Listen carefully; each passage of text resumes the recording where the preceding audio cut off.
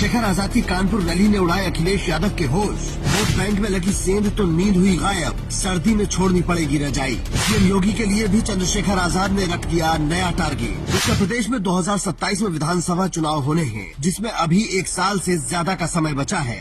उससे पहले पंचायत चुनाव होने हैं, जिससे समाजवादी पार्टी ने दूरी बनाने का फैसला किया है। हो सकता है समाजवादी पार्टी के नेता इतनी सर्दी में सड़कों पर न घूमना चाहते हो या फिर इसके पीछे कोई और वजह हो, लेकिन चंद्रशेखर आजाद ने इस सर्द महीने में राजनीति को गरमा रखा है। पहले मुजफ्फरनगर में महारैली करके ताकत दिखाई और अब ऑपरेशन सेंधमारी के तहत हर जगह रैली कर रहे हैं। इसी कड़ी में कानपुर के पालमपुर में चंद्रशेखर आजाद की रैली ने अखिलेश यादव और सीएम योगी के सामने कई सवाल खड़े कर दिए, क्योंकि चंद्रशेखर आजाद के लिए इस रैली का आयोजन पाल बघेल समाज के लोग करवा रहे हैं। इसका मतलब समझते हैं।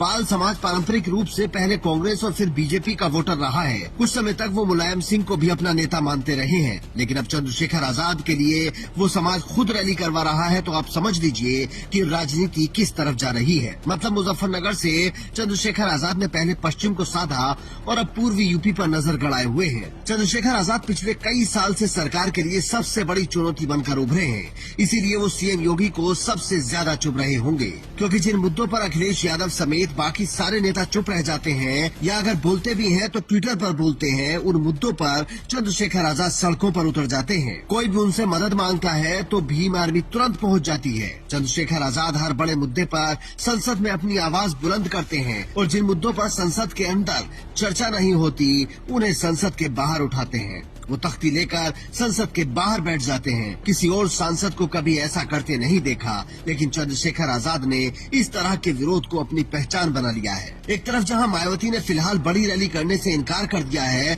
और अखिलेश यादव ठंड के मजे ले रहे हैं, दूसरी तरफ चंद्रशेखर आजाद ने 2027 के लिए अभी से बिगुल फूंक रखा है।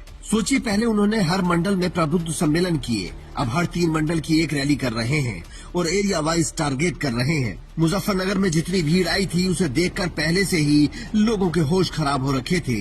रही सही कसर अब कानपुर की रैली ने पूरी कर दी। खास बात यह है कि जो पाल समाज ये रैली करवा रहा है उसकी जनसंख्या यूपी में करीब 4% है, जाटों से लगभग 2 गुनी, लेकिन राजनीति में उनका प्रतिनिधित्व न के बराबर है, जिसे चंद्रशेखर आजाद ने समझा और दुखती नब्ज पर हाथ रखा। आप सोचकर देखिए कि यूपी में जाट समुदाय की संख्या 2% के आसपास है और उनकी अलग पार्टी है। हर चुनाव में उनके बारे में बात होती है। पश्चिमी यूपी में बिना जाटों के कोई जीत नहीं सकता, इस तरह के नैरेटिव चलते हैं, क्योंकि वो एक संपन्न समाज है और राजनीतिक रूप से सक्रिय है। इसमें उस समुदाय की कोई बुराई नहीं है, हर समुदाय को इस तरह से जागरूक होना चाहिए। लेकिन जो समाज हाशिए पर है